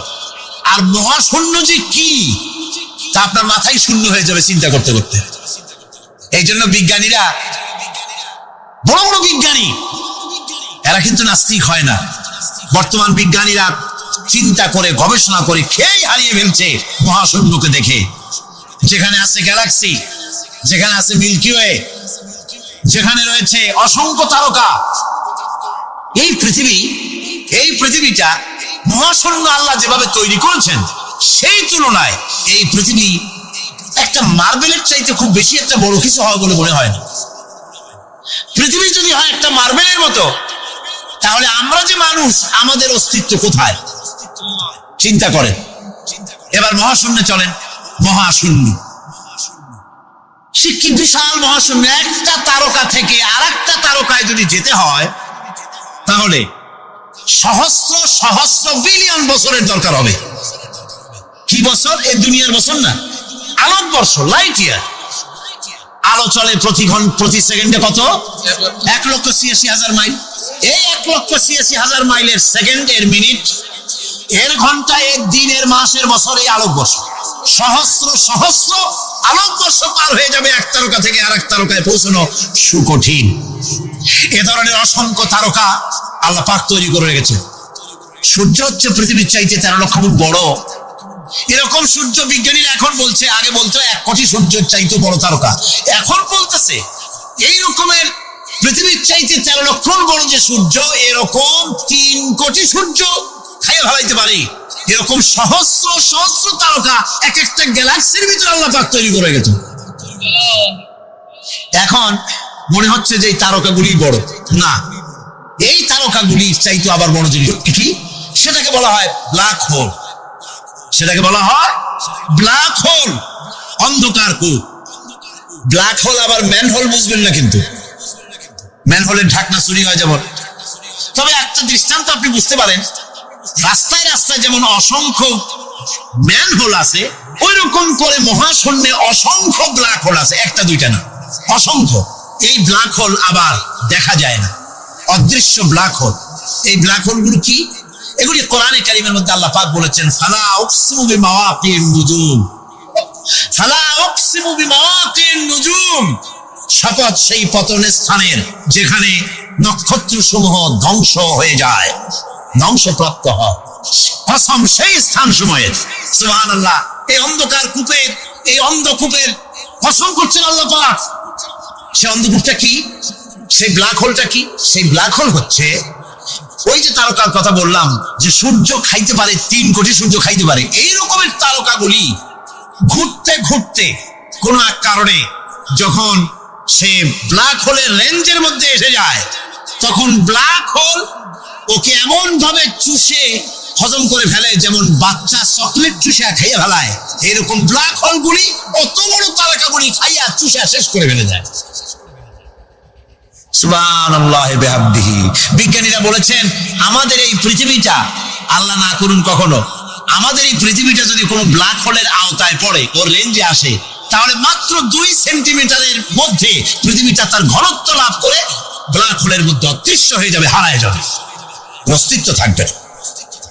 আল্লাহ পাক আশ্চর্য লাগে আমার, বিজ্ঞানের বইপত্র যখন পড়ি আমার কাছে আশ্চর্য লাগে। 1400 বছর আগে নবী কোনো বিজ্ঞানাগারে পড়াশোনা করেন নাই, কোন সায়েন্স নিয়ে রিসার্চ করেন নাই। সেই নবীর মুখ থেকে এমন বিজ্ঞানময় কোরআন আল্লাহ বের করালেন, যে আজকের পৃথিবীর মডার্ন যুগের বিজ্ঞানীরা কোরআনের কাছে এতিম হয়ে দাঁড়ায় আছে। সিরিয়ার দামেস্কে এজিদ ক্ষমতা দখল করলো অগণতান্ত্রিক পদ্ধতিতে, এবং সরকারি মালের কোনো হিসাব নাই, অডিট নাই, স্বৈরাচারী কায়দায় তিনি ক্ষমতা দখল করে মদিনার আহলে বায়াত যারা মদিনার নেতৃবৃন্দকে তার আনুগত্য করার জন্য বাধ্য করলো। ইমাম হোসাইন যে মায়ের পেটে এসেছেন, যে পিতার পেটে জন্মে এসেছেন, যে নানার কোলে বড় হয়েছেন, তিনি কি এই দৃশ্য চোখে দেখতে পারেন? তিনি বললেন আমি কুফায় যাব। কুফার লোকেরা দাওয়াত দিল, তিনি কুফায় রওনা করবেন। মদিনার লোকেরা হাতে পায়ে ধরলো, কুফায় আপনি যাবেন না। তিনি বললেন আমি কোন ক্রমে এজিদের বশ্যতা স্বীকার করব না, আমি এর বিরোধিতা করবই। মাত্র 72 জন লোক নিয়ে তিনি কুফার দিকে অগ্রসর হলেন। এই 72 জনের মধ্যে 40 জন পুরুষ আর 32 জন নারী আর শিশু। তিনি যখন কারবালা প্রান্তরে পৌঁছে গেছেন, ইবনে জিয়াদ কুফার গভর্নর, তিনি বাধা দিলেন, বললেন আমার দরবারে হোসাইনকে হাজির করো। ইমাম হোসাইন বললেন যে ব্যক্তি আল্লাহর আখিরাতকে অস্বীকার করেছে, রাসূলকে অস্বীকার করেছে, আমি তার সামনে জীবন থাকতে যাব না। রাতারাতি ইয়াজিদ 6000 সৈন্য পাঠিয়ে দিল। ইমাম হোসাইনের সাথে লোক কত? মাত্র 72। 6000 লোক কি যুদ্ধ করা লাগে 72-এর সাথে? শুধু যদি মার্চ করে পায়ের তলায় পিছে 72 জন শেষ হয়ে যাবে। হযরত ইমাম হোসাইন রাতের বেলায় সঙ্গীদের বললেন, ও আমার সাথীরা, ইয়াজিদ আমার শির চায়, আমাকে চায়, আমার সঙ্গে থেকে তোমরা তোমাদের জীবনকে বিপন্ন করো না, তোমরা সবাই ফিরে চলে যাও মদিনায়। সাথীরা বললেন, ইমাম আজকে যদি আপনাকে ছেড়ে জীবনের মায়া নিয়ে মদিনায় ফিরে যাই, আর আপনার যদি শাহাদাত নসিব হয়, তাহলে কিয়ামতের দিন আল্লাহ নবীর সামনে আমরা কি জবাব দেব? আমরা আমাদের জীবন দিয়ে আপনাকে পাহারা দেব। সকালবেলায় যুদ্ধ শুরু হয়ে গেল। জোহরের নামাজ আসতে না আসতে 40 জন পুরুষ শাহাদাত বরণ করলেন। এখন একজন পুরুষ বেঁচে আছেন, ইমাম হুসাইন। তাঁবুর ভিতরে স্ত্রী এবং অন্যান্য মহিলাদের কাছ থেকে বিদায় নিতে এসেছেন। তোমাদেরকে আল্লাহর হাওয়ালা করলাম, আমি যুদ্ধে চলে যাচ্ছি। আমার চোখের সামনে নিক্ষেপ করলো ইমাম হোসাইনের উঁচু করে ধরা বাচ্চার বুকের ভেতর থেকে বিষাক্ত তীর প্রবেশ করে বেরিয়ে গেল অপর প্রান্ত থেকে। রক্ত ফিনকি দিয়ে বেরিয়ে এলো। ইমাম হোসাইন 2 হাতে আজলা ভরে সেই রক্ত চেহারায় মাখতে লাগলেন আর বললেন, কলিজার টুকরা সন্তান, সালেহ আলাইহিস সালামের উটনির রক্তের চাইতে তোমার রক্ত পবিত্র। হযরত সালেহ আলাইহিস সালামের চাইতে রাসূলুল্লাহর মর্যাদা অনেক বেশি, তুমি তার আওলাদ। বাচ্চাকে কোলে করে নিয়ে স্ত্রীর কাছে গিয়ে বললেন, স্ত্রী এই নাও তোমার বাচ্চা, ঠান্ডা হয়ে গেছে, এমন পানি পান করেছে কিয়ামত পর্যন্ত পানি পানি বলে তোমারে আর বিরক্ত করবে না। ইমাম হোসেন লড়াই করলেন ময়দানে। বহু সংখ্যক সৈন্য হতাহত করে ফোরাতের কুল উন্মুক্ত করে ঘোড়ার পৃষ্ঠ থেকে নেমে এক আস্তা পানি তুলেছেন, পানি পান করবেন। মুখের কাছে যখন আকণ্ঠ তৃষ্ণার্ত পিপাসার্ত হোসাইন মুখের কাছে পানি নিয়েছেন, হঠাৎ ভেসে উঠল মনের পর্দায়, একটু আগে আমার কলিজার টুকরা সন্তান এই পানির অভাবে চলে গেল। 40 জন মানুষ বিদায় হলো, এক ফোঁটা পানি দিতে পারলাম না, এই পানি আমি কেমনে খাই? হাতের থেকে পানি পড়ে গেল। অশ্বের পৃষ্ঠে আরোহণ করলেন, চতুর্দিক থেকে তীর আর তরবারি আসতে লাগলো।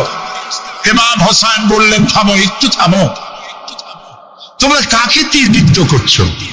আমি কি তোমাদের রসূল মুহাম্মদ সাল্লাল্লাহু আলাইহি সাল্লামের নাতি নই? আমি কি তোমাদের রসূলের কলিজার টুকরা মা ফাতেমার নয়নের মণি নই? কেমন করে আমার গায়ে তোমরা তীর মারো? উম্মে সালমা, আমাদের মা উম্মে সালমা রাদিয়াল্লাহু তাআলা আনহা, সকাল বেলায় 11ই মুহররম সকাল বেলায় তিনি ঘরে বসে কাঁদতেছেন। কয়েকজন প্রতিবেশী মহিলা এসে বলছেন, মা আপনি কাঁদলেন কেন? তিনি বলছেন, আজকে রাত্রে আমি স্বপ্নে দেখেছি রাসূলুল্লাহ আমার বাড়ি এসেছেন। আমি দেখতে পেলাম আল্লাহ রসুলের চোখ দিয়ে পানি পড়ছে, দাড়ি মোবারক ধুলা মাখা, বুক কাটা বুলি। আমি জিজ্ঞেস করলাম, ইয়া রাসূলুল্লাহ আপনি কাঁদেনি কেন?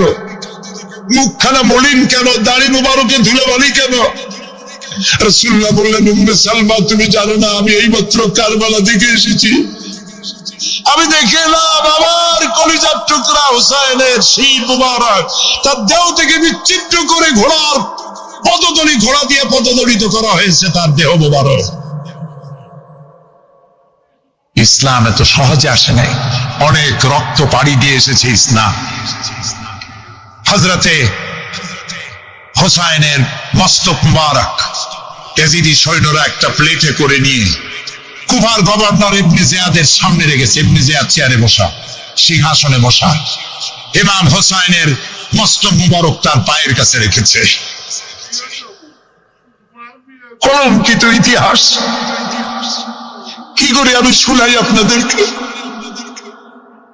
ইবনে জিয়াদ চেয়ারে বসে পায়ের কাছে রাখা ইমাম হোসাইনের ঠোঁটের উপরে লাঠি দিয়ে নাড়তেছে। হযরত যায়েদ রাদিয়াল্লাহু তাআলা আনহু 80 বছর বয়স, তিনি বলছেন, ইবনে জিয়াদ এতক্ষণ যা করেছো মুখ বুঝে সহ্য করেছি, কিন্তু এখন যেটা তুমি করতেছো পায়ের কাছে কার বাধা? তুমি যে ঠোঁটের উপরে লাঠি দিয়ে নাড়তেছো, আমি যায়েদ আমি দেখেছি রাসূলুল্লাহ 1000 বার এই মুখের উপরে চুমা খেয়েছে। তোমার বেয়াদবি বন্ধ করো। প্রিয় ভাই সব,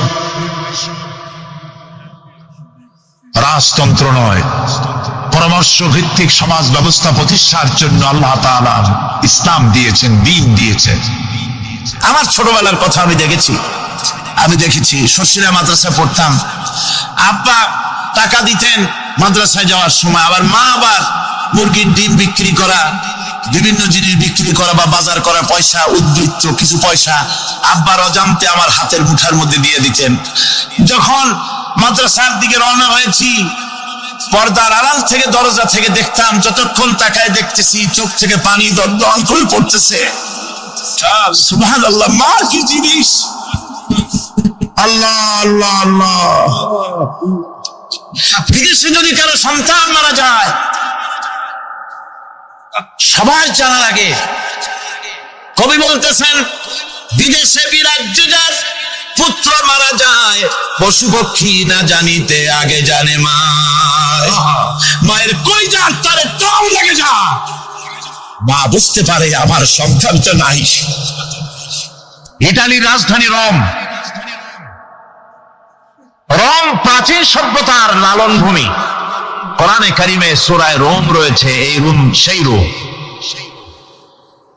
এখানের বাদশার কাছে রাসূল করিম সাল্লাল্লাহু আলাইহি সাল্লাম হেরাক্লিয়াসের কাছে চিঠি পাঠিয়েছিলেন, সেই রোম।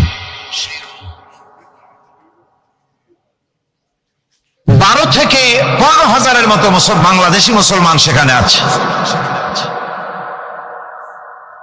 জুমার দিন, যেদিন আমি গেলাম তার পরের দিনই জুমা ছিল, জুমার নামাজ পড়লাম ভ্যাটিকানের কাছেই বিশাল মসজিদ, ইউরোপের ভিতরে সবচেয়ে বড় মসজিদ এটা।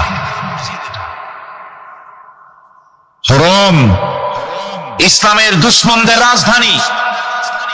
সেইখানে যখন আযান হচ্ছে আশহাদু আন্না মুহাম্মাদার রাসূলুল্লাহ, আমার অনুভূতির কথা আপনাদেরকে বোঝাতে পারবো না, কি অনুভূতির সৃষ্টি হয়েছে আমার ভেতরে। ভ্যাটিকানের পোপ এক পাশে, কিছু দূরেই ভ্যাটিকান, ওটা হচ্ছে গোটা পৃথিবীর সমস্ত খ্রিস্টানদের কাবা, ভ্যাটিকান। তার পাশেই বিশাল মসজিদ, সেখানে নামাজ পড়লাম। চিন্তার ভেতরে আসলো আল্লাহ রাব্বুল আলামিন তার হাবিবের নাম, তার তাওহীদ, তার সালাতকে কিভাবে বিশ্বময় ছড়িয়ে দিলেন। আবু জাহেল চাইছিল মুহাম্মদ সাল্লাল্লাহু আলাইহি ওয়াসাল্লামকে স্তব্ধ করে দেবে মক্কার জীবনেই। অত বদনাম, সাহের, কাহেন, কাযযাব, শায়ের, নাউযুবিল্লাহি মিন যালিক, কত গালাগালি করলো। আর আল্লাহ শোনালেন, হাবিব চিন্তার কোনো কারণ নাই, ওয়ারাফা'না লাকা যিকরাক, আমি আপনার প্রশংসা বিশ্বময় ছড়িয়ে দেব। সুবহানাল্লাহি ওয়া বিহামদিহি। রম প্রোগ্রাম শেষ করে আমাকে তারা নিয়ে গেল, যেটা আমি বলছি সফর কাহিনী শোনাবার সময় এটা না, যেহেতু এর সঙ্গে প্রাসঙ্গিক সেজন্য বলছি। পাহাড় কেমনে তুলার মতো হয়ে উঠবে তার নজির দেখেছি। রোম শহর থেকে 300 মাইল দূরে, 300 কিলোমিটার দূরে নেপোলিয়ান বোনাপার্ট তার বাড়ি, এবং ওটা তার নামে একটা প্রভিন্স। ভূমধ্য সাগরের পারে ভিসুভিয়াস, পৃথিবীর সবচেয়ে বড় আগ্নেয়গিরি, সেটা দেখাতে নিয়ে যাওয়া হলো আমাকে। যে পাহাড়টা পৃথিবীর মাটি থেকে তার চূড়া হচ্ছে 3 মাইল উঁচু, এর 2 মাইল গাড়িতে করে ঘুরে ঘুরে যাওয়া যায়, এরপর আর গাড়িতে যাওয়া যায় না, বাকিটুকুন যেতে হবে হেঁটে হেঁটে। পাহাড়ের উপরে অক্সিজেন কম, বেশ কষ্ট হচ্ছিল উঠতে। জীবনে প্রথম পাহাড়ে চড়েছি জাবালে নূর, রাসূল করিম সাল্লাল্লাহু আলাইহি ওয়াসাল্লামের উপরে যেখানে হয়েছিল সর্বপ্রথম। পাহাড় চড়ার একটা অভিজ্ঞতা ওখান থেকে আমার কিছুটা হয়েছিল। খুব কষ্ট হলো বাকি 1 মাইল উঠতে। যখন ভিসুভিয়াসের একদম শীর্ষে চলে গেছি, সেখানে গিয়ে আমার সাথে 15-20 জন লোক ছিল।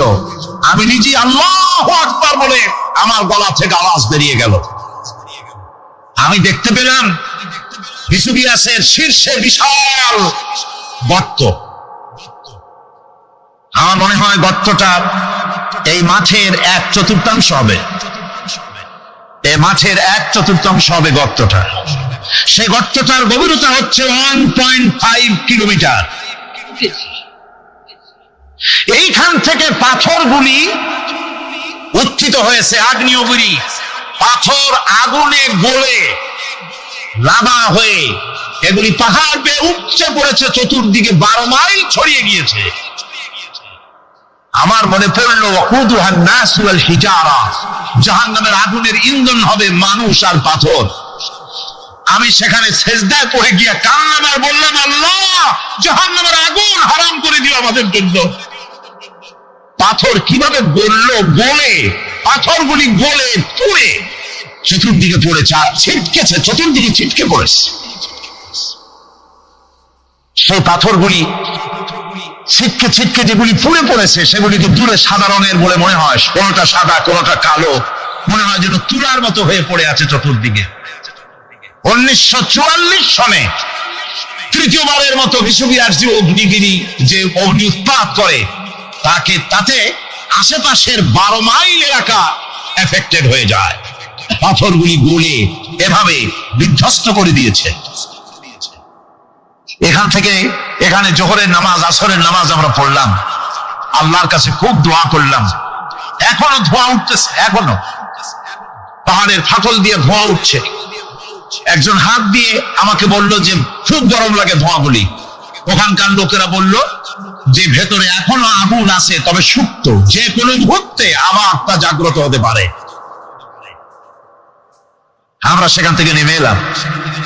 একটু কিছু দূর গিয়েই সেখানে হলো পম্পেই শহর। এই পম্পেই শহরটা হচ্ছে ঈসা আলাইহিস সালামের জন্মের 2000 বছর আগে এই শহর তৈরি হয়। ঈসা আলাইহিস সালামের জন্মের 179 বছর পর ভূমিকম্প হয়। সেই ভূমিকম্পে গোটা পম্পেই শহরটা পৃথিবীর মানুষের চোখের আড়াল হয়ে যায়, ধ্বংস হয়ে যায়, মাটির তলায় ভরাট হয়ে। আজ থেকে 200 বছর আগে মাটি খনন করতে গিয়ে এই শহর আবিষ্কৃত হয়। পুরো শহরটা খুঁড়ে তারা বের করেছে। 180 হেক্টর জমিনের উপরে এই বিশাল শহর। ঘুরে ঘুরে দেখলাম গাড়ি চলে না, সেখানে পায়ে হেঁটে দেখতে হলো। প্রশস্ত রাস্তা, আজ থেকে 4000 বছর আগের মানুষেরা রাস্তা বানাতে জানতো পাথর দিয়ে, এবং রাস্তার দুধারে তাদের ছিল ফুটপাথ, পানির ব্যবস্থা, নগরায়নের সব রকমের সুযোগ সুবিধা। তারপরে সেখানে বিচারালয়, এরপরে দোকানপাট, বাজার ঘাট, সবকিছুর ব্যবস্থা রয়েছে।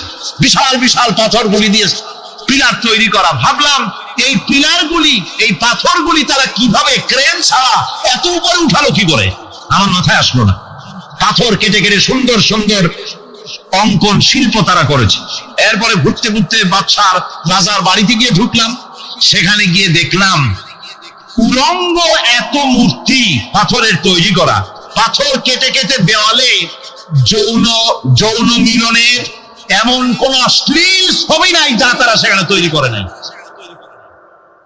উলঙ্গ মূর্তি আর উলঙ্গ যৌন মিলনের অসংখ্য ছবি দিয়ে এই এলাকা ভরা। তখন আমি বুঝলাম আল্লাহর গজব হওয়ার কারণটা কি, এই শহরটা মাটির নিচে হয়ে যাওয়ার কারণটা কি। আল্লাহ পাক জেনা ব্যভিচার যে দেশে বেশি হয় আল্লাহ পাক বরদাস্ত করেন না। দুশ্চরিত্র যে দেশের মানুষ দুশ্চরিত্র হয়ে যায়, জেনা ব্যভিচার বেশি হতে থাকে, আল্লাহ হরক করে দেন, গজব দেন। এই গজব এক এক সময় এক এক রকমের হয়ে আসে। কখনো মাটির নিচে দাবায় দেয়, কখনো মহামারী, কোন দেশে কলেরা, কোন দেশে জলোচ্ছ্বাস, কোথাও ভূমিকম্প, আর সর্বশেষ এই জেনা ব্যভিচারের জন্য আল্লাহ পাকের চূড়ান্ত এই যৌনতার অশ্লীলতার জন্য চূড়ান্ত গজব বর্তমান বিশ্বের জন্য এইডস। আল্লাহ পাক এই গজব দিয়েছে। বন্ধুগণ, আমি সেই জায়গা, আমি সেখানে যা দেখলাম যে আল্লাহ পাক পাহাড়গুলিকে কিভাবে উড়াবেন এটা অস্বীকার করার কোনো উপায় নাই। বিশ্বাস তো করতামই, তবে হযরত ইব্রাহিম আলাইহিস সালাম যেমন বলেছিলেন, রব্বি আরিনি কাইফা তুহিল মাউতা, আয় আল্লাহ তুমি মরাকে চিন্তা করবে কেমনে। আল্লাহ পাক বললেন আওয়ালাম তুমিন, তুমি বিশ্বাস করো না? ইব্রাহিম আলাইহিস সালাম বললেন বালা, অবশ্যই বিশ্বাস করি, ওয়ালাকিন লিয়াতমাইন্না কলবি, যদি চোখে দেখতাম তাহলে আমার অন্তরাত্মা খুব ঠান্ডা হতো। আল্লাহ রাব্বুল আলামিন চোখে দেখায় দিলেন জিন্দা কেমনে মুর্দা হবে, মুর্দা কেমনে জিন্দা হবে। আল্লাহ